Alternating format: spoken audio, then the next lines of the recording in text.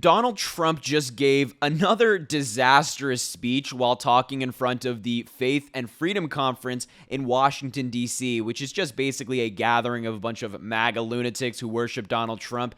And I think the best way to describe this speech is incredibly strange, right? He didn't talk about any policy or how he thinks he's going to make the country better. None of that. Instead, he did his usual ramblings, his usual conspiracy theories, and even at one point in the speech talked about taking off his shirt. And I wish I could say I was joking, but unfortunately, I am not. That is the reality of the Republican nominee for president. So we're going to take a look at some clips from this speech, including the one of him talking about taking off his shirt, and we'll discuss them a little bit. But man, not good. So the first clip I want to show you is, once again, Donald Trump ranting about boats, batteries, sinking ships, and sharks. He did this once, and I guess he's recycling the story again. It's now in his repertoire of points to hit on at rallies. So once again, take a look. So then I start talking about asking questions, I had an uncle who was a great professor at MIT for many years, I think the longest tenure ever, very smart,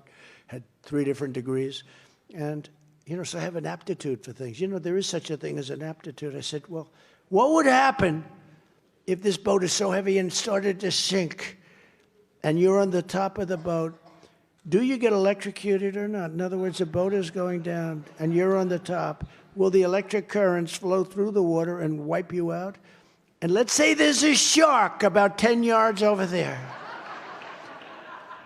Would I have to immediately abandon, or could I ride the electric down?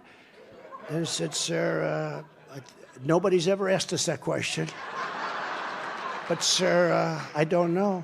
I said, well, I want to know, because I guarantee you one thing. I don't care what happens. I'm staying with the electric. I'm not getting over with it. So I tell that story. It's, just fun. And the fake news, they go, he told this crazy story with electric. It's actually not crazy. It's sort of a smart story, right? Sort of like, it's like the snake. It's a smart. When you figure what you're leaving in, right? You're bringing it in. The snake. Yeah, so does anybody know what he's talking about?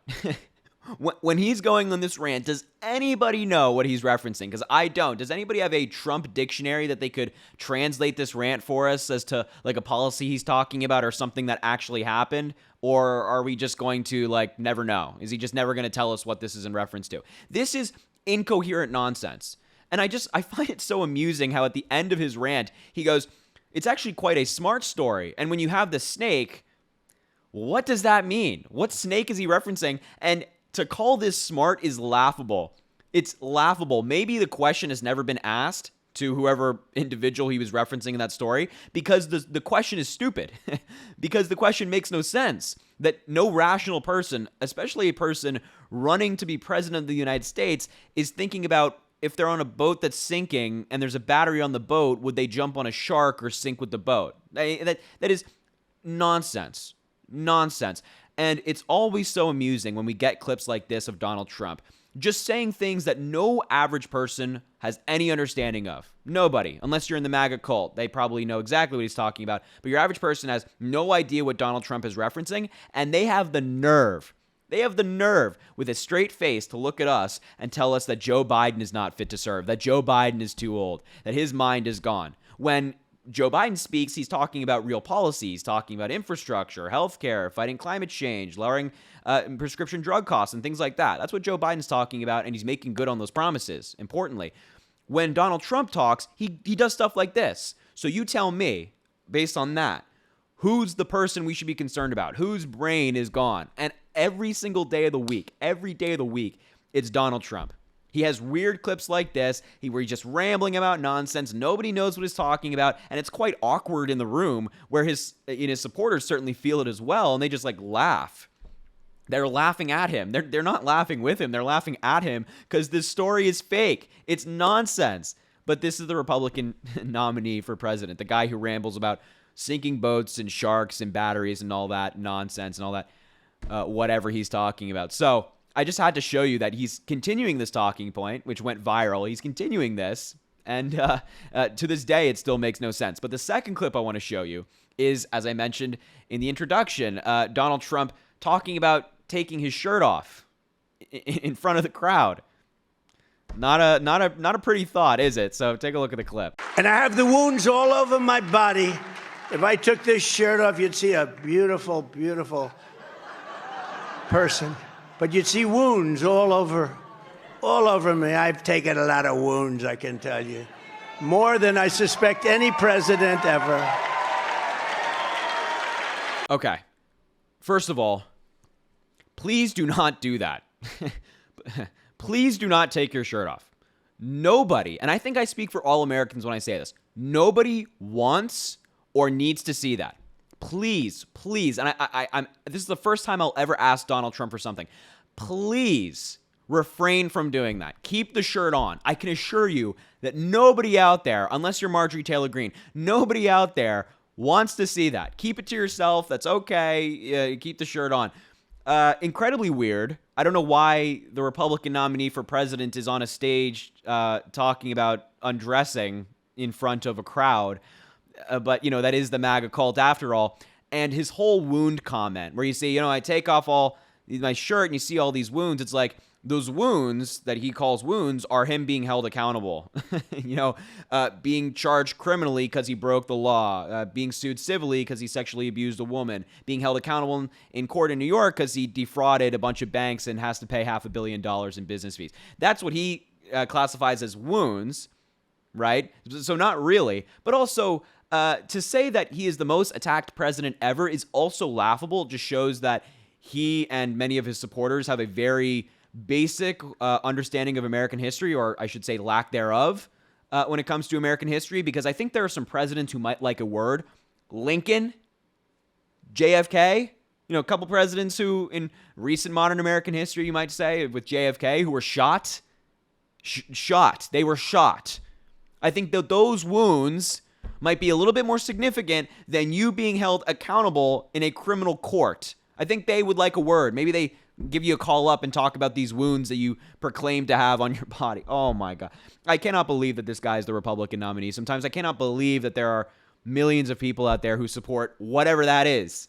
It's always baffling to me. But anyway, listen, the last clip I want to show you, with that already being bad enough, but we have to watch one more. The last clip I want to show you is Donald Trump just forgetting basic English, just out of his head. So take a look at that clip as well. And my stupid people, when I wanted to refute it, they said, "Sir, don't dignify it with a rebuttal." Refutal or a rebuttal? What the hell word would that be? Rebuttal? What they'll say, he didn't know rebuttal or refutal, but they don't know either. Sir, it should not be dignified, sir. Yeah, I believe the word you're looking for, Donald, is rebuttal. Not refutal. That's not a word, but rebuttal. You offer somebody a rebuttal or you rebut somebody's argument. I feel like this is stuff we learned in English class when we were like young kids. The word rebuttal, I feel like this is very basic stuff that everybody knows. And it's gotten so bad. Like Donald Trump's mental decline has gotten so bad that when he said rebuttal, the crowd laughed at him. Even the Trump supporters in the crowd are like, yeah, we know that that's not a word, right? They laughed at him. We know that that's not proper English. Even they know, which is saying a lot. They know that he just messed up. And then he didn't even correct himself. He said rebuttal and didn't go, or refuddle and then go, oh, no, I meant rebuttal. No, he just like refuddle, refute. What is he talking about? And again, I have to circle back to the point I made originally that it is so funny to me that Republicans claim that Joe Biden is not fit to serve and his speaking ability is terrible when their guy is forgetting basic English. Their guy, Donald Trump, doesn't know the word rebuttal, but they want to tell all of us that Joe Biden is not fit to serve. I would take Joe Biden a million times over Donald Trump. I would take Joe Biden if he was awake for 30 minutes in a day over Donald Trump. I would vote for a dog over Donald Trump, especially when this nonsense is going on. He doesn't know basic English, but they want to tell us that Joe Biden... Okay, spare me the nonsense, Republicans. So, as you can tell from just these three clips we looked at, this speech did not go well for Donald Trump. I don't know why his campaign continues to send him out there, because it goes like this every single time, where he rants, he makes no sense, and he comes up with a new conspiracy theory, or now apparently is talking about undressing. No idea what's going on with Donald Trump. No idea why they would do this, but not good. So anyway, I'll wrap up the video there. Thank you so much for watching. I appreciate you being here. Make sure to subscribe down below. It really does go an incredibly long way. Also, drop a like on the video and comment. Let me know what you think about all of this madness. I'm excited to hear from you. And as I always say, I appreciate you greatly, and I hope you have an amazing rest of your day.